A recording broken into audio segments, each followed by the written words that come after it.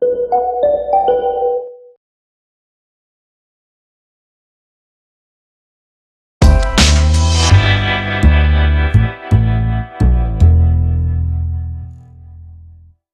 ¿qué tal?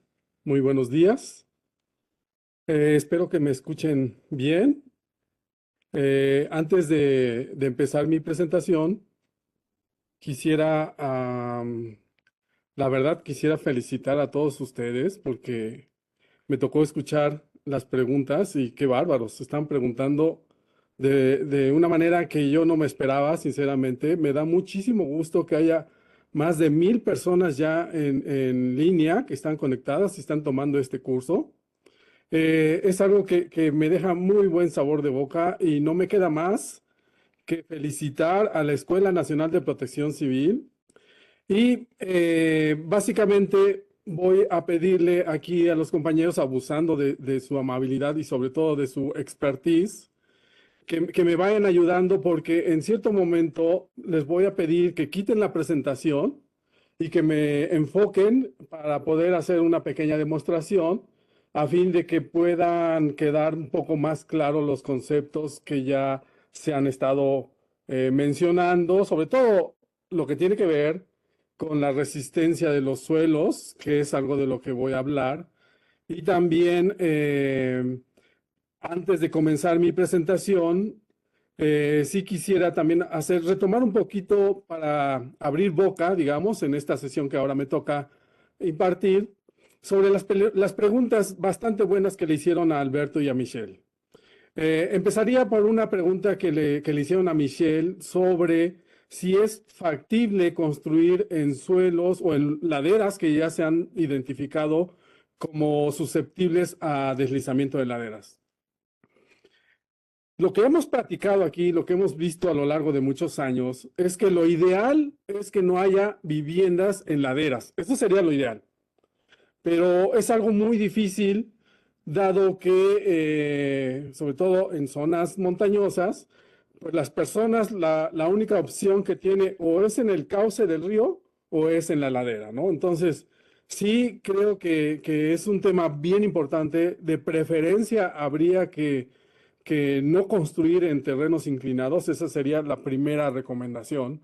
Pero si no hay más que hacer una construcción en un terreno inclinado, pues entonces hay que hacerlo con todos los cuidados que se requieren desde el punto de vista ingenieril para que en la medida de lo posible no ocurra una falla de esas laderas. Y para eso, bueno, pues hay muchos trabajos que se han desarrollado. Yo les voy a platicar algunos métodos para hacer análisis de estabilidad de laderas, ya métodos ingenieriles, pero también creo que sus preguntas son bastante buenas. No estén pensando también que ustedes a partir de este curso van a tener que darle respuesta también a todas las preguntas. O sea, este curso es realmente corto. No estamos pensando de que ustedes se vuelvan en expertos para hacer cálculos de estabilidad de laderas, mecánica de suelos, mecánica de rocas, pero sí para que tengan los conocimientos adecuados y sobre todo para que tengan un criterio para la toma de decisiones. Esas preguntas que le hicieron a Alberto sobre el Cerro del Chiquihuite y si cuál es el ángulo crítico, se nota definitivamente que de los participantes, pues muchos seguramente ya tienen un grado avanzado de conocimientos. Yo vi las estadísticas, hay de todo tipo, hay personas que tienen doctorado y que están inscritas a este curso. Les agradezco muchísimo el que nos estén siguiendo, el que se interesen por este tema.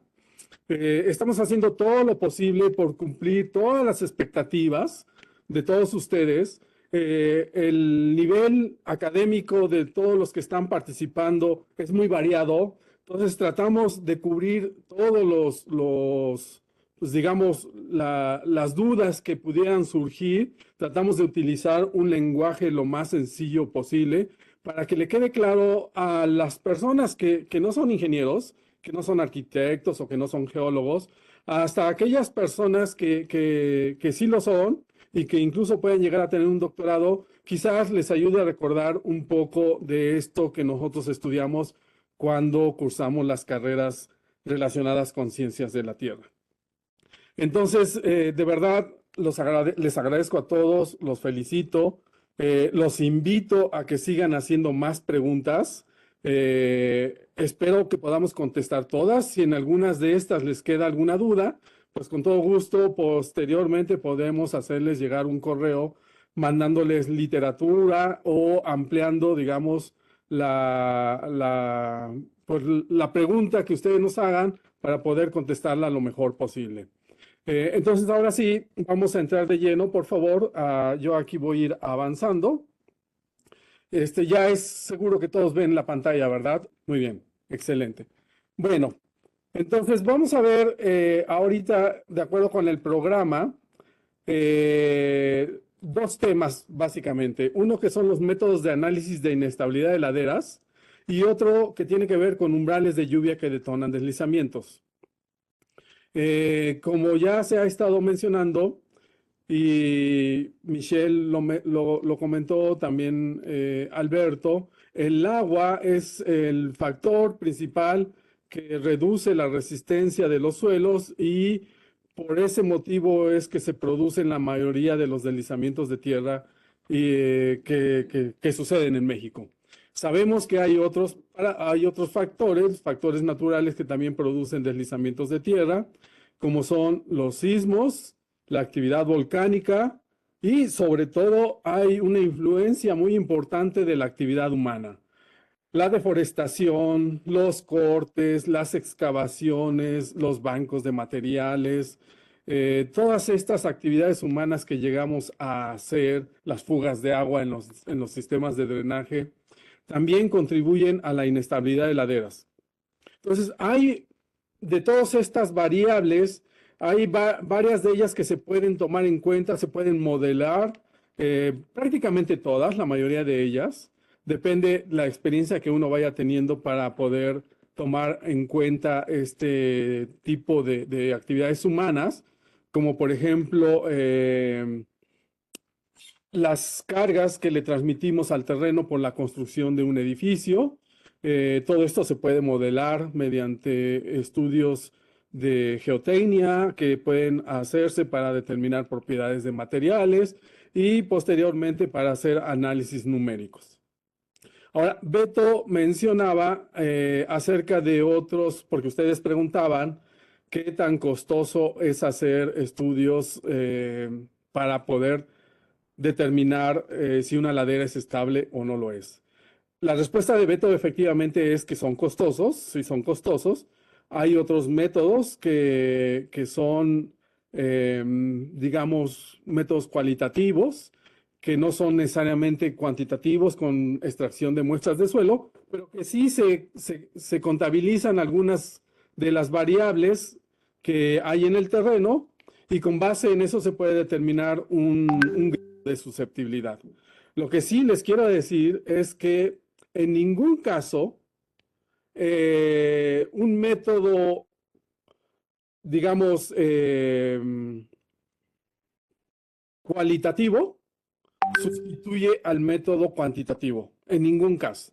Todos los métodos que tenemos, que es el método de la estimación mediante un formato de evaluación, el Mapa Nacional de Susceptibilidad a la Inestabilidad de Laderas, sí nos ayudan a identificar las zonas que son más propensas a deslizamiento para que ahí en esos lugares se inviertan los recursos para hacer estudios tal vez más profundos y más detallados.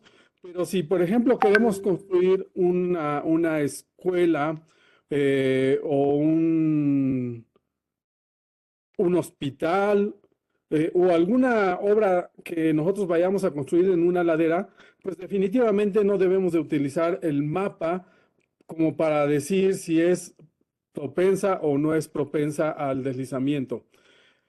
Lo que nosotros tendríamos que hacer es un análisis, recuperar muestras de suelo, ensayarlas en el laboratorio y determinar el factor de seguridad. Eso es lo que tendríamos que hacer para poder, digamos, determinar si esa ladera es estable o no lo es. Si va a ser segura la escuela que vamos a construir o el hospital. Y si no lo es, entonces, ¿qué obra de mitigación vamos a utilizar para lograr que sí sea segura, ¿no? Entonces, esa es una recomendación muy importante, que ninguno de esos métodos cualitativos sustituye a los métodos cuantitativos para calcular el factor de seguridad. Bien, entonces vamos a entrar ya de lleno. ¿Por qué es importante conocer los métodos de análisis de inestabilidad de laderas? Pues todo esto que ya les comentó Beto, que ya vimos acerca de el caso del Cerro del Chiquihuite y cómo la población cada vez fue creciendo sin control, sin un ordenamiento territorial adecuado. Se fueron acercando cada vez a las zonas más altas, donde hay cantiles de roca mucho más peligrosos. Incluso hemos hecho una investigación con ayuda de Google Earth y hemos encontrado que muchos bloques de roca se encuentran depositados en esta zona, los cuales son indicativos de que los derrumbes ocurrían incluso antes de que la población se asentara en estas laderas, ¿no? Entonces, casos como este debe haber muchísimos en todo el país. Simplemente aquí en la Ciudad de México, en la Sierra de Guadalupe, cada vez las personas se han asentado más cerca de las zonas inclinadas, de lugares que pueden resultar muy peligrosos para sus propiedades y para sus vidas. Entonces, por eso es importante conocer los métodos de análisis de inestabilidad de laderas. Bien, ahora la estabilidad de laderas o de taludes involucra dos aspectos principales. Por una parte, es el que podamos diseñar un talud, que puede ser un corte, un terraplén o construir una presa de tierra, también forma una superficie inclinada a la cual se le conoce como talud, de tal manera que se satisfagan los requisitos de seguridad requeridos. ¿Cuál es? Pues simplemente que no falle. Si nosotros vamos a hacer una carretera y empezamos a hacer cortes en el terreno, pues esos cortes tienen que estar debidamente diseñados para que estos no fallen. Una vez que efectúan los cortes, si se puede determinar que se requieren obras de mitigación, pues se construyen esas obras de mitigación. Deberían de estar consideradas en el diseño propio, no solo de la vialidad como tal, sino de las obras secundarias, que en este caso podría ser esta ladera, que más bien en estos taludes, que ya no era parte de una ladera, pero que ahora se llaman taludes, porque ya han sido modificados por la actividad humana. Y el otro aspecto importante es el estudio de la estabilidad de laderas naturales, es decir, aquellas laderas que no han sido modificadas o quizás no de manera muy importante y que también requiere conocer si son potencialmente inestables o no lo son. Aquí un ejemplo de un deslizamiento bastante grande en donde se ve que no había alguna modificación importante e incluso había vegetación, aunque sí había deforestación, pues también se requiere hacer un análisis para ver si esa ladera, en este caso, es obvio que es una ladera inestable y abajo hay población que pudiera ser afectada por ese deslizamiento. Bien, entonces inicialmente es importante que nos vayamos adecuando acerca de cómo es que se da el estudio de la estabilidad de laderas y taludes. Pues básicamente se debió a los frecuentes daños que se tenían en terraplenes para ferrocarriles, o sea, eso hace muchísimos años, también para caminos, como en cortes y excavaciones para carreteras. Es decir, que antes de que hubiera como tal una carrera de ingeniería o incluso una carrera de geología o de geotecnia, mecánica de suelos, pues las personas, si ustedes recuerdan, empezaron construyendo ferrocarriles. Para construir esos ferrocarriles tenían que hacer en algunos casos cortes o terraplenes. Llegaban a fallar esos terraplenes o esos cortes y entonces empezaban a aprender por qué fallaban esos cortes, qué es lo que estaba pasando, porque no había como tal un desarrollo ingenieril que nos ayudara a comprender cómo es que se está comportando el terreno para poder hacer un diseño adecuado. Entonces fue un método de, digamos, de causa y error, ¿no? Entonces, cuando hacían una obra, veían que fallaba, entonces hacían una modificación y hubo seguramente algunas personas que empezaron a decir, bueno, a ver, vamos a ver qué es lo que está pasando, cómo podemos analizar este tipo de suelo. Aquí es un suelo arenoso, aquí es un suelo arcilloso. Empezó a desarrollarse lo que es la mecánica de suelos propiamente dicha. Y a raíz de eso, pues empezó a surgir una serie de especialistas, de grandes investigadores que empezaron a hacer modelos para tratar de determinar cómo es que se comporta el suelo y cómo podemos entonces hacer obras más seguras que no fallen y que no se deslicen. Bien. Es así entonces como en 1785 surge una propuesta para representar a la resistencia de los suelos con base en estas variables que están aquí viendo en la ecuación de abajo. Charles Coulomb en 1785, con base en los principios de la mecánica clásica, propuso que la resistencia que desarrollan los suelos en la potencial superficie de falla se debe a la fricción y a la cohesión de los suelos y de las rocas que permanecen en un lugar. Aquí les voy a pedir, por favor, que tomen nota de estas dos variables bien importantes, la fricción y la cohesión. Estas dos variables son fundamentales para tratar de entender cómo es el comportamiento de los suelos y de las rocas y cómo es que en cierto momento estos parámetros, C, que es la cohesión, y la fricción es todo este parámetro que está aquí, que se llama sigma por tangente de phi. Entonces, estas variables son las que nos aportan la resistencia de los materiales y contra las cuales vamos a determinar si se sobrepasan o no para que se presente la falla de una ladera o de un talud. Entonces, hasta aquí les pido por favor que pongan atención mucho en estas variables. Ahora, ustedes se preguntarán, ¿qué es la cohesión? ¿O qué es la fricción? Esas son las dos variables que hay principalmente en los suelos y en las rocas. Vamos a ver entonces la siguiente diapositiva en la cual vamos a tratar de explicar estas variables. Bueno, antes de eso me gustaría mencionar que si bien ya vimos que la ecuación anterior, que es la ecuación de Coulomb, que data de 1785 y que en la actualidad todavía es válida, o sea, uno se preguntaría, pues que la verdad que qué tipo tan abusado ese Coulomb, porque pudo determinar una ecuación que hasta la fecha sigue vigente. Hay intentos por hacer unos nuevos análisis para determinar variables que determinen la resistencia al esfuerzo cortante de los materiales, que se han hecho algunas tesis de doctorado, pero que todavía no están muy desarrolladas y sobre todo que no son aceptadas todavía a nivel mundial. Esta ecuación de 1785 de Coulomb es aceptada a nivel mundial y se utiliza en todos los programas de cómputo que existen para hacer cálculos sobre el factor de seguridad en laderas y taludes, ¿no?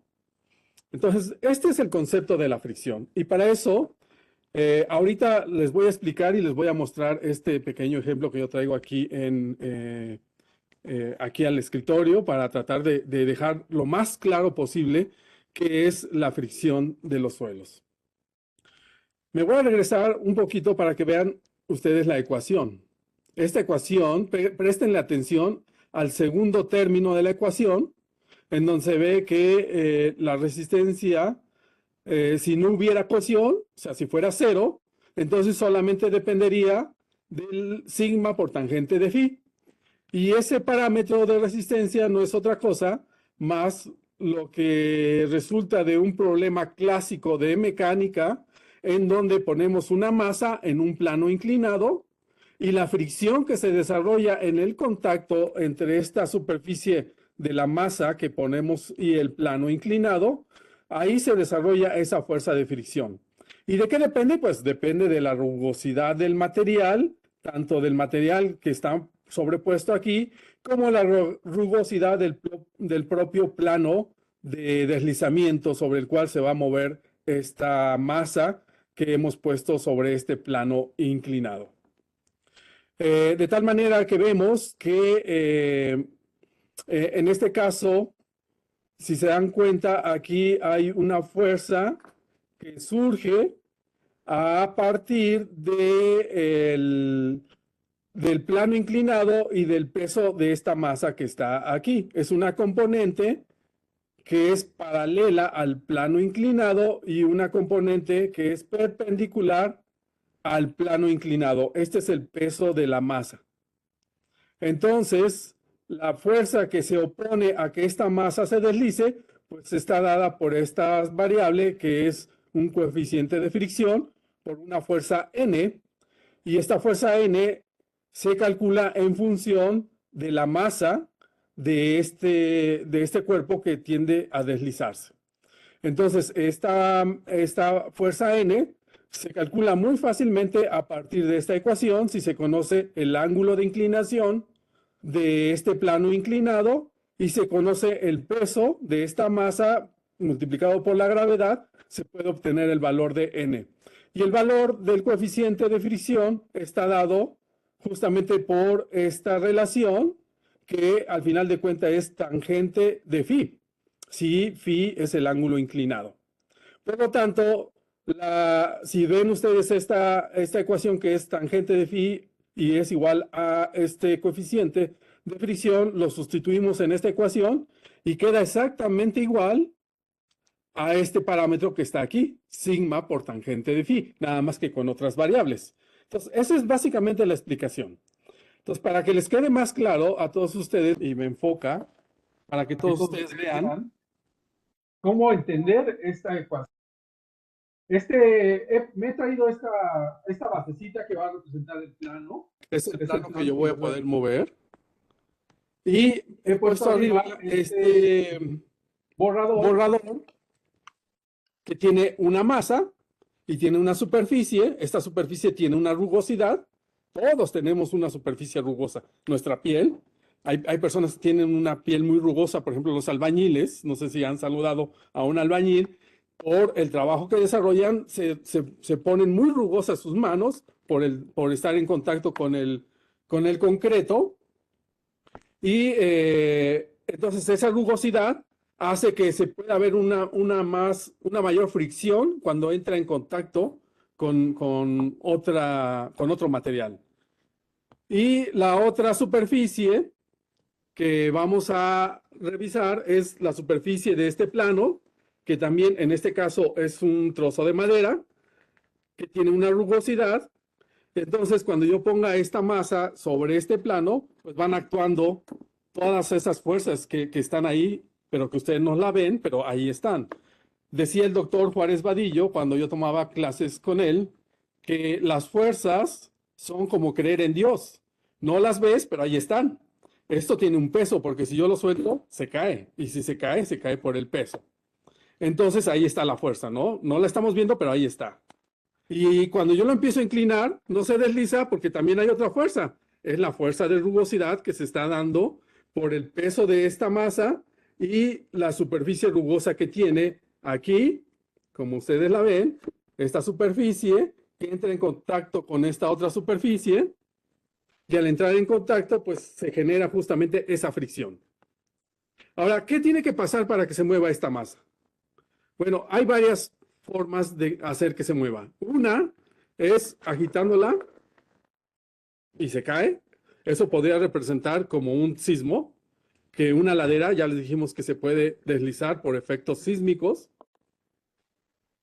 Otra posibilidad para que se deslice es que yo ponga un lubricante aquí y entre esta masa para que entonces al momento de ponerle ese lubricante, pues esta masa resbale mucho más rápido.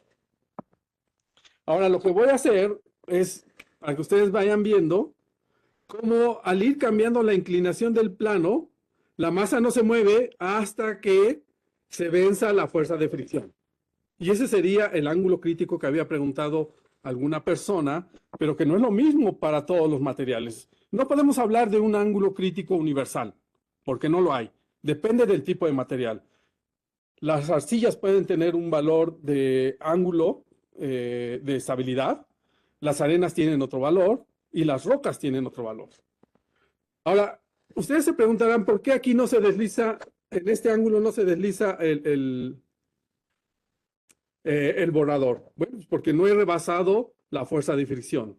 Y es más, voy a hacer un ejercicio, le voy a poner una carga perpendicular al plano y lo voy a inclinar. Y ahora ustedes me dirán por qué no se desliza.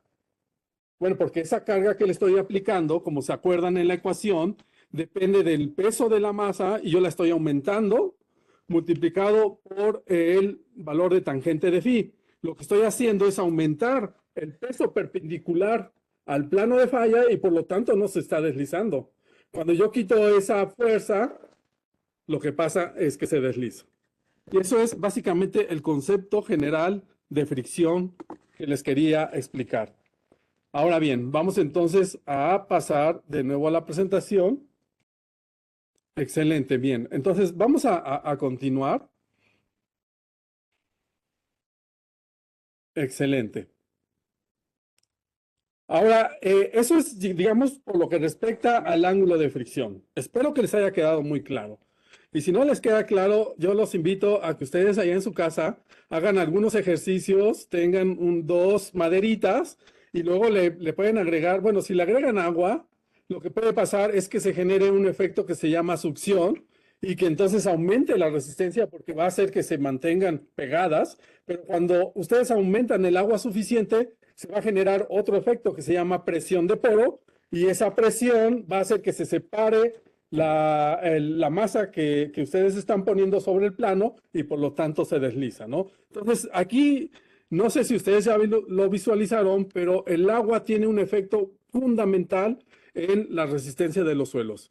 Cuando el agua es menor al grado de saturación de las muestras, es decir, el 100% de saturación, cuando es menor al 100% de saturación, se genera un efecto que se llama succión y eso hace que aumente la resistencia. Cuando se pierde esa succión y entonces ya hay más agua, se genera otro efecto que se llama presión de poro, que es la que hace que reduzca la resistencia al esfuerzo cortante. Esa presión de poro que les estoy comentando tiene un efecto en este parámetro que está aquí, el valor de sigma. Sigma se calcula como el peso total del material menos la presión de poro. Cuando la presión de poro aumenta, como es P menos U, la presión de poro, si aumenta, entonces el valor de menos U se hace más grande y P no cambia, por lo tanto empieza a bajar y eso hace que baje la resistencia al esfuerzo cortante del material. Cuando la presión de poro, cuando no hay presión de poro es sigma menos cero, pues entonces es el valor, podríamos decir, el valor máximo que alcanza la resistencia al esfuerzo cortante, es decir, cuando los suelos están secos, pero no en todos los casos. Hay algunos suelos que tienen muy poca arcilla y muy poco limo. Cuando se pierde esa agua, se caen como una especie así de bloques y eso lo hemos visto porque también hay personas que dicen que suceden también derrumbes cuando el suelo se seca, también llega a suceder eso. Por eso les digo que hay un nivel de saturación que tiene el suelo que cuando se sobrepasa disminuye la resistencia, pero también cuando lo pierde también puede disminuir la resistencia en ese caso. Bien. Ahora vamos entonces a ver el siguiente concepto, que es la cohesión. Es una fuerza que une a las partículas de un suelo fino. De acuerdo con el doctor Juárez Vadillo, que en paz descanse, acaba de fallecer hace algunas semanas, es la cualidad por la cual las partículas del suelo se mantienen unidas como resultado de fuerzas internas que dependen, entre otras cosas, del número de puntos de contacto que hay entre cada partícula con sus vecinas, pero principalmente depende del contenido de humedad en el suelo. Y digamos, para que veamos un poco esto, me gustaría platicarles que cuando ustedes van a la playa y quieren hacer castillos de arena, para que los puedan hacer, si el suelo está muy seco, pueden agarrar su botecito, lo ponen y lo quitan. Cuando quitan el vaso, se derrumba seguramente ese castillito porque no tiene la humedad suficiente. Si ustedes le echan un poco de agua, van a volver a poner ese vaso con el suelo, lo ponen, quitan el vaso y es posible que se mantenga estable la forma que tenía el vaso con el suelo arenoso que ustedes llenaron. Si le ponen más agua y vuelven a llenar el vaso, van a quitar el vaso y otra vez se les va a volver a derrumbar, digamos, esa forma, porque el agua en exceso produce también que se pierda la falla. Y es justamente por lo que dice el doctor Juárez Vadillo, que también depende del contenido de humedad que hay en el suelo. Entonces, hasta aquí, eso sería la explicación de las dos parámetros principales que contribuyen a la resistencia al esfuerzo cortante de los suelos. Bien, ahora vamos a ir ya viendo cómo es que actúa esa fuerza, esa famosa resistencia al esfuerzo cortante de los suelos. Vamos a partir de los conceptos de resistencia al esfuerzo cortante de Coulomb, que es la ecuación esta que ya les habíamos platicado, y de la definición de lo que es el factor de seguridad. Para esto, Terzaghi, por ahí de 1950, si no me equivoco, concluyó que la falla de las laderas se debe a dos factores principales, los factores internos y los factores externos. Los primeros también se les conoce como factores condicionantes y los externos como factores desencadenantes. Estos factores modifican los esfuerzos resistentes y actuantes que actúan en la potencial superficie de falla o de deslizamiento. Para poder entender eso, voy a mostrarles este esquemita que está aquí. Esta línea de color negro que ustedes ven y estos intentos de arbolitos que están por acá, tratan de ejemplificar lo que sería la superficie del terreno, que vendría por acá, en esta línea apuntada, que está por aquí, y esta línea roja que está por acá es la superficie de falla, que puede ser una superficie de falla semicircular, puede ser también un plano longitudinal, es decir, que no sea curvo. Hay de muchas formas la superficie de falla, puede ser, dependiendo del tipo de materiales, pero para fines prácticos y para que podamos entender el concepto, vamos a pensar en una superficie de falla semicircular, que sería clásica de un deslizamiento rotacional. A lo largo de esta superficie de falla constituida por puntitos rojos, están actuando fuerzas que estas que están aquí abajo representan a la resistencia del material, es decir, las fuerzas resistentes, y las de acá arriba son las fuerzas actuantes. Les pusimos este sentido para que signifique que estas están tratando de que, no de que suba, sino de que traten de contrarrestar estas que van hacia abajo. Entonces, cuando estas que están aquí abajo son mayores que las que están aquí arriba, la ladera es estable, no se va a presentar la falla. Pero cuando las que están aquí arriba empiezan a ser iguales o mayores que las que están aquí abajo, se va a empezar a producir un proceso de deslizamiento. Aquí en esta figura vemos entonces que después de haber actuado, aquí está esta línea azul, representa el nivel freático en la ladera. Abajo del nivel freático todo está saturado y arriba del nivel freático podría estar parcialmente saturado. Si suponemos que en esta superficie de falla ya hubo un desplazamiento, entonces esto que estaba aquí se movió hacia aquí abajo, apareció esto, que es el escarpe principal de falla, y entonces esta masa que estaba aquí se movió hacia aquí abajo, y vean ustedes que tuvo un desplazamiento hacia afuera, y también un desplazamiento vertical, y por acción, digamos, de estas fuerzas que están aquí. El factor de seguridad entonces se define como la relación que hay entre la resistencia al esfuerzo cortante de los suelos y la fuerza actuante en la potencial superficie de falla. Es decir, únicamente dividir la resistencia entre la fuerza actuante. Eso sería la definición del factor de seguridad. En otras palabras, quiere decir que es directamente proporcional a la resistencia e inversamente proporcional a la fuerza actuante. Entonces, con base en este concepto, si es directamente proporcional, nos quiere decir que si aumenta la resistencia del suelo, aumenta el factor de seguridad. Si disminuye la resistencia del suelo, disminuye el factor de seguridad. Por eso es directamente proporcional. Es inversamente proporcional a la fuerza actuante. Eso quiere decir que si aumenta la fuerza actuante, el factor de seguridad disminuye. Y si disminuye la fuerza actuante, entonces también el factor de seguridad aumenta. ¿Sí? No sé si me expliqué bien. Si aumenta la fuerza actuante, el factor de seguridad disminuye. Si disminuye la fuerza actuante, el factor de seguridad aumenta. Es, eh, es muy simple, digamos, este concepto, eh, aunque determinarlo es bastante complicado. Para determinar este parámetro de resistencia al esfuerzo cortante, tenemos que determinar esas dos variables que yo les había comentado, que es C más sigma por tangente de phi, y esta fuerza que está aquí depende únicamente del peso de toda esta masa que está por arriba de la superficie de falla, y que para fines prácticos yo la puedo concentrar en el centroide de esta masa y la puedo descomponer en una fuerza horizontal y en una fuerza vertical, o esta fuerza que es la fuerza resultante que está aquí.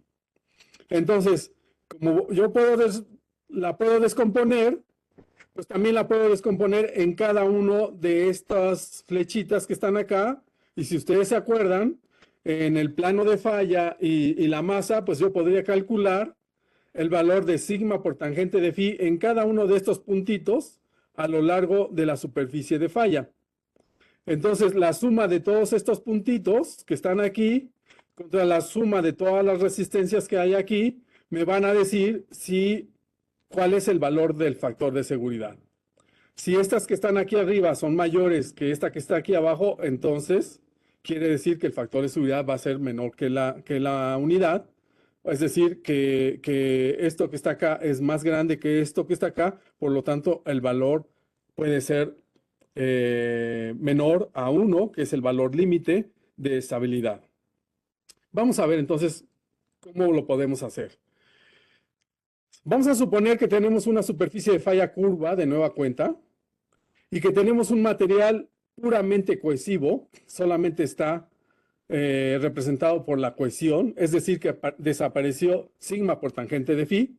Ustedes se preguntarán si esto es posible en la naturaleza. Sí, sí es posible, sobre todo en suelos arcillosos. Generalmente todos los suelos de la naturaleza tienen las dos componentes, tienen cohesión y tienen fricción. Hay veces que predomina más la cohesión en unos y hay veces que predomina más la fricción en otros suelos. La fricción se da más en suelos granulares o mezclas de suelos granulares con suelos finos, y en suelos finos predomina más la cohesión. Entonces vamos a suponer que tenemos esta superficie de falla.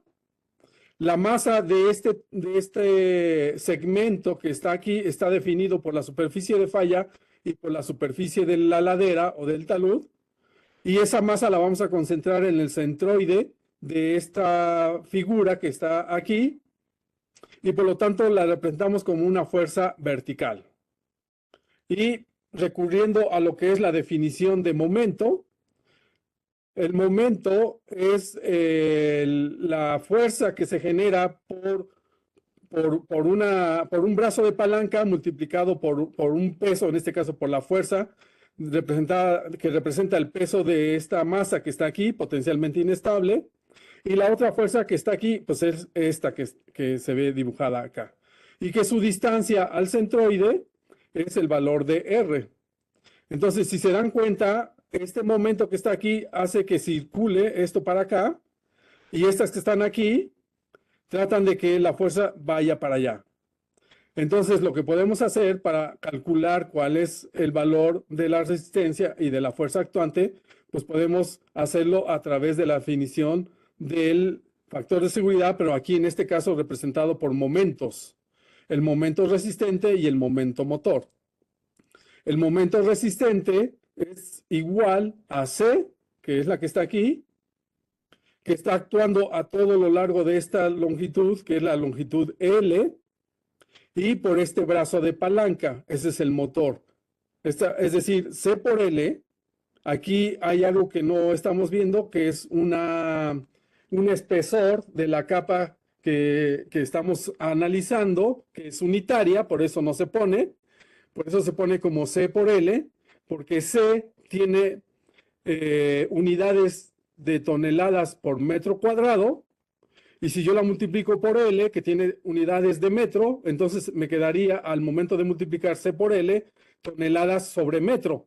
Para quitar la otra M, entonces yo la multiplico por un metro de espesor, que es unitario, entonces L por M, por ese espesor que está en metros, me da M cuadrada, dividido entre la M cuadrada que estaba aquí, pues solo me queda M, la fuerza a toneladas, multiplicada por R, que es la distancia. Entonces el momento tiene unidades de toneladas por distancia. Ese sería el momento resistente. Y el momento motor sería W por D. Es W, que es la fuerza que representa toda esta masa, multiplicada por D, que es la línea vertical que pasa por el centroide de este círculo, que es el círculo de falla. Y entonces podemos calcular estas dos, si es que conocemos C, y la L y la R la podemos suponer para calcular diferentes factores de seguridad. Podemos suponer esta superficie de falla circular por acá, o podemos proponer otra que esté por acá, o una que esté por acá que apenas corte un pedacito, o una superficie de falla que sea más profunda y que corte por acá abajo. Todas las superficies de falla que ustedes quieran pueden suponerlas y las pueden calcular. Para fines de estabilidad, lo que se hace en la práctica profesional es calcular hasta 4,000 o 5,000 superficies potenciales de falla, y la que se toma como la más desfavorable es la que tiene el menor factor de seguridad. Puede haber superficies de falla que tienen 5, otras que tienen 3 de factor de seguridad, pero puede haber una que tiene 1,3. Pues, ¿cuál es la crítica? Pues la que tiene el factor de seguridad más bajo, de 1,3. Entonces, cuando alguien va a hacer un análisis, calcula todas las superficies de falla cinemáticamente posibles, y a través de ese cálculo es como determinamos el factor de seguridad. Mientras el factor de seguridad esté más cercano a la unidad, es el valor más desfavorable y por lo tanto es la superficie de falla más posible que puede presentarse en la falla de una ladera o de un talud. De esta manera, conociendo estas variables, pues podemos calcular el factor de seguridad. Aquí, bueno, ya estaba diciéndoles que no hay fricción y que la resistencia solamente es igual a la cohesión, por eso es que se pone en esta fórmula que está aquí. Bien. Ahora vamos a ver cómo lo haríamos para cuando ocurre un terremoto. Cuando ocurre un terremoto es bastante simple. Aquí lo pongo como si fuera algo bastante simple, pero cuando se empieza a complicar, cuando tenemos más de un suelo que no es cohesivo, sino que también tiene fricción o que tiene ambas variables, entonces se empieza a complicar el problema. Y todavía se complica más si suponemos que hay estratos de diferentes tipos de materiales, por lo tanto, entonces se tiene que hacer interactuar todos esos valores de C y de Φ que representan a cada uno de los estratos que componen esta ladera. Yo aquí lo estoy poniendo de manera muy simple, sobre todo para explicárselos y que les quede claro el concepto a todos ustedes. Entonces vamos a suponer que es la misma superficie de falla, la misma superficie del terreno, el mismo peso de la masa potencialmente inestable, la misma cohesión. Entonces lo que hace el sismo es que genera una fuerza horizontal que es equivalente al peso del material multiplicado por el coeficiente sísmico. Como ya sabíamos cuál era el momento resistente, que este no cambia, se mantiene constante durante el terremoto, lo único que cambia es el momento motor. Aumenta este parámetro de la ecuación, en el cual aparece una fuerza horizontal, que es el producto de la masa multiplicada por el coeficiente sísmico por su brazo de palanca, que es H en este caso. Entonces, esta fuerza se está girando para allá, esta que está aquí también gira en este sentido, entonces las dos van hacia acá, y la única que va hacia allá, pues es esta fuerza, que es la fuerza resistente. Por lo tanto, bueno, aquí hay otro pedacito que estrictamente deberíamos de restarlo, porque esta que está aquí, si nosotros dividimos este triangulito que está acá y sacamos la masa aquí, entonces el brazo de palanca lo tendría en este sentido.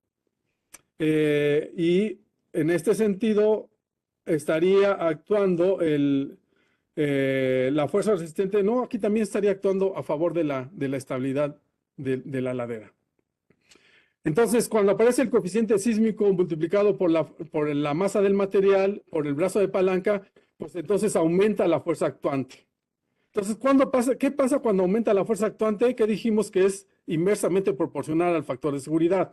Por lo tanto, el sismo hace que aumente la fuerza actuante y hace que disminuya el factor de seguridad. Por eso las laderas pueden fallar cuando ocurre un terremoto. Estas variables quedan igual durante el terremoto. Para fines prácticos, se considera que son constantes durante el terremoto, aunque es posible que si se genera presión de poro, esto disminuya también, entonces disminuye esto, disminuye, aumenta esto y disminuye.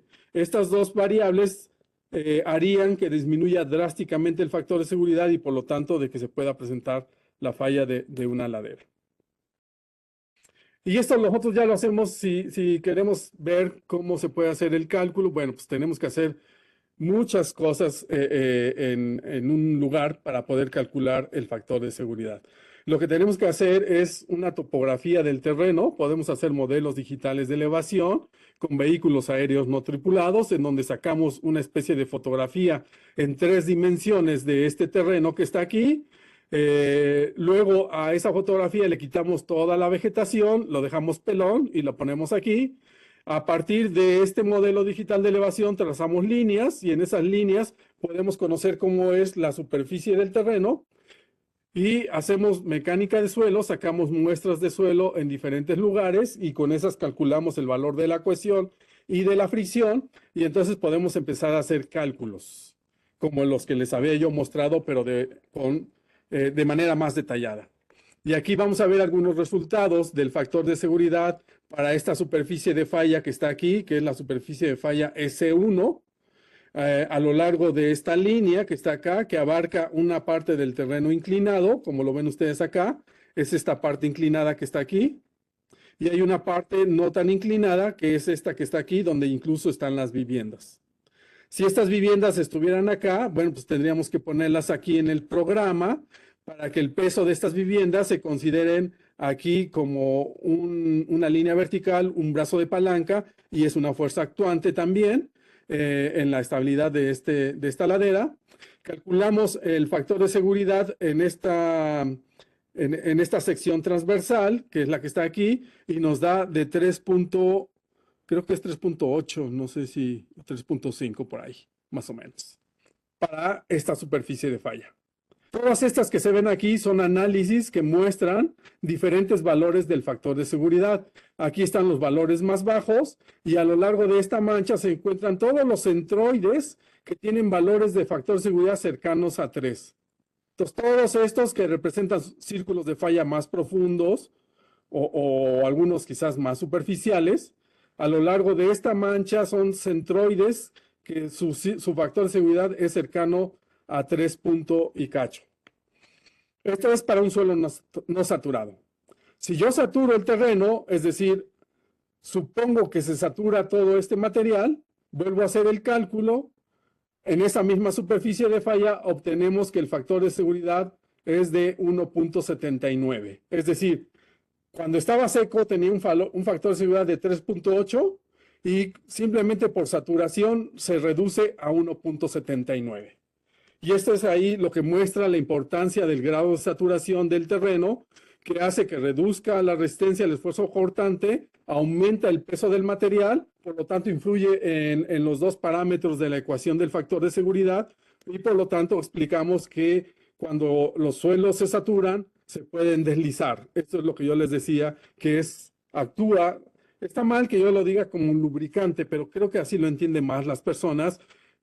Aunque el concepto es totalmente diferente, el concepto es presión de poro. Esta presión de poro hace que se separen las dos partículas que estaban en contacto y al separarse, pues tratan de movilizarse por efecto de la gravedad. Entonces aquí se dan cuenta de la importancia de calcular el factor de seguridad, que en condiciones no saturadas es más alto y en condiciones saturadas disminuye. Y este es el comportamiento normal que tienen todos los suelos. En temporada de secas el factor de seguridad es alto, va disminuyendo conforme va habiendo más lluvias, a tal grado de que puede llegar a ser muy cercano a la unidad y en ese momento pudiera presentarse la falla de una ladera. Aquí, para este valor del factor de seguridad de 1.79, no le estoy metiendo la condición sísmica, pero yo podría meterle la condición sísmica y seguramente va a bajar este factor de seguridad. Por eso es que la combinación de lluvia con sismo pueden ser muy peligrosas porque sería una condición realmente crítica que podría hacer que el factor de seguridad reduzca drásticamente. Bien, entonces, para hacer, digamos, cuestiones de zonificación del grado de susceptibilidad a la inestabilidad de laderas, se pueden utilizar los métodos determinísticos, que es justamente el que ya vimos, el método, bueno, aquí yo estoy suponiendo superficies de falla semicirculares, pueden ser planas, superficies de falla planas. Hay software que permite hacer cálculos de factores de seguridad. En cuestión de 1 o 2 minutos se pueden hacer cálculos de hasta 5,000 superficies de falla para encontrar la que tiene el mínimo factor de seguridad. Pero para esto, como ya les platiqué, tienen que determinar el valor de la cohesión y el valor de la fricción. Para eso se tienen que hacer pruebas en la ladera, extraer muestras de suelo, esas muestras de suelo, llevarlas al laboratorio para calcular estos parámetros y con base en eso entonces poder hacer un cálculo del factor de seguridad. Obviamente tendríamos que conocer la superficie del terreno, que ya les mostré que lo podemos hacer con modelos digitales de elevación, obtenidos a través de vehículos aéreos no tripulados o también con topografía simplemente en el terreno.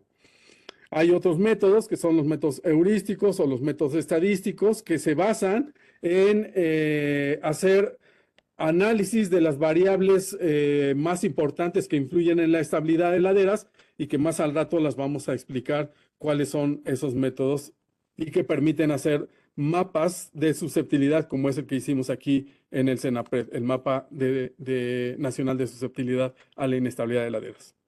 Ahora bien, el nivel de análisis variables consideradas en los distintos métodos. Como ya vimos, el método determinista es un método puntual, es local. Solo sirve para el lugar donde se hace el análisis y donde se obtienen las muestras de suelo. Requiere la determinación de las propiedades mecánicas de los suelos, conocer la estratigrafía de los materiales, la topografía y la presencia de nivel freático y sismos. También podríamos meter como otra variable el peso de las casas o incluso yo ya he visto análisis en donde incluyen el efecto de la vegetación. Cuando hay vegetación, las raíces de los árboles ayudan a detener el suelo y por lo tanto aumenta la resistencia al esfuerzo cortante. ¿De qué depende? Pues de la densidad forestal, de la profundidad de la raíz y del grosor de la raíz. Mientras más gruesa la raíz, es un ancla más fuerte, ayuda a estabilizar más el terreno. Cuando la raíz es muy somera, pues prácticamente no atraviesa la superficie de falla y probablemente no sea adecuada para la estabilidad de las laderas.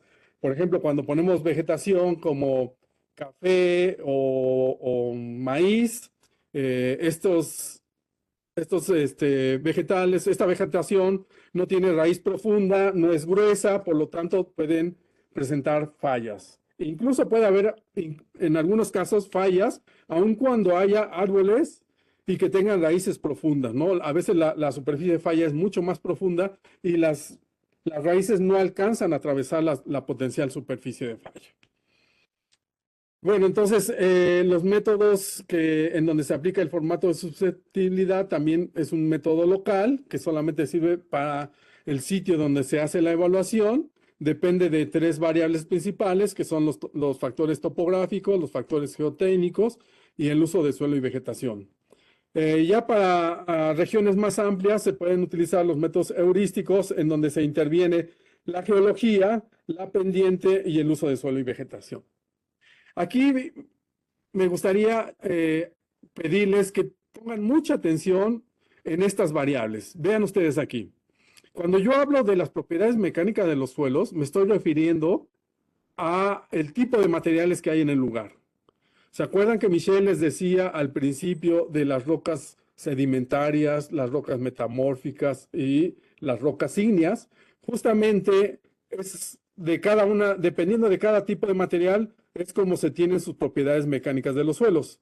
Y eso lo podemos ver también en los factores geotécnicos del formato de estabilidad. Es decir, que en este formato también estamos tomando en cuenta de alguna manera aquí las propiedades de los materiales. Y en el mapa nacional también lo estamos haciendo a través de la geología. Aquí tenemos que conocer la estratigrafía y la topografía. Estas dos variables quedan representadas en este caso particular por la topografía o por las pendientes en el mapa nacional de susceptibilidad. Es decir, de las variables que se utilizan para el método determinista, al menos dos de ellas las estamos poniendo en el formato de susceptibilidad y en el otro método que es el de mapa de susceptibilidad. Esta variable sí se puede incluso incluir aquí en este método determinista, pero tendríamos que conocer la profundidad de la raíz, el grosor de la raíz, y a veces eso no es posible hacerlo con un estudio de mecánica de suelos simple. No podríamos determinarlo, ¿no? Entonces, sí podríamos meter esa variable aquí, pero como no lo podemos determinar tan fácilmente, a menos que hiciéramos pruebas en el laboratorio de sacar a un árbol del lugar de donde está, llevarlo al laboratorio donde podemos ensayar una fuerza de corte, aplicar una fuerza de corte que rompa las raíces y poder entonces meter la resistencia de la raíz en el cálculo del factor de seguridad. Eso prácticamente es imposible. Además de que sería súper costoso. Si de por sí ya es costoso hacer esto, pues hacer uno que incluya las raíces de los árboles sería mucho más costoso. Por eso es que estos dos sí lo pueden meter porque se usa con base en la experiencia para poder hacer estos dos análisis de susceptibilidad. Bien, entonces el problema de la inestabilidad de laderas es un tema complejo, ya lo vimos. ¿Por qué? Pues porque es difícil determinar las variables que intervienen en su análisis, sobre todo cuando hablamos de los métodos deterministas. E involucra el conocimiento del medio físico, los cambios del entorno natural y la investigación de las propiedades de los materiales.